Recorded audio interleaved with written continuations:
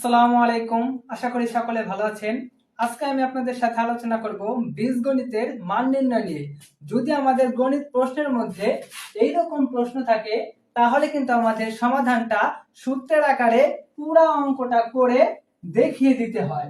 কিন্তু যদি এমসিকিউ আকারে আসে, যদি এই প্রশ্নটাই এমসিকিউ প্রশ্নে আসে তাহলে আমরা কিভাবে অল্প সময়ের মধ্যে টেকনিক করে করতে পারবো, এটাই আজকে আমি আপনার সাথে আলোচনা করব।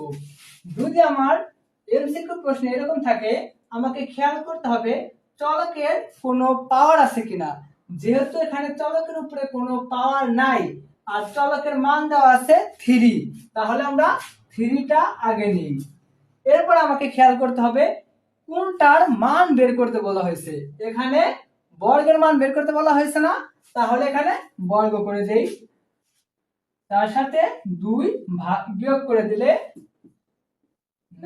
9 - 2 সমান 7। এই आंसर মিলে গেছে না।